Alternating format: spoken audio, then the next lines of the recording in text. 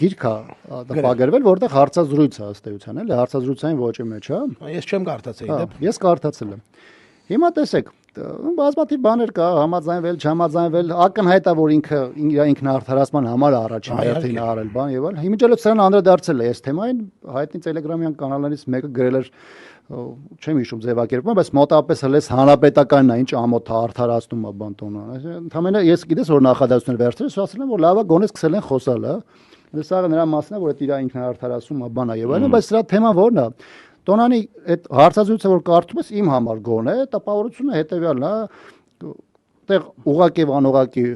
ամբողջ սլակները Նիկոլ Փաշինյանի վրա է եւ ըստ էության ստացվում է որ Նիկոլ Փաշինյանն է իր քաղաքականությամբ բերել պարտություն։ Այսինքն ինքը շատ ավելի մեղմ ասում, շատ ավելի փակ տեքստով ասում, անուղղակի տեքստով ասում, բայց ըստ էության պատերազմի ժամանակվա պաշտպանության նախարարը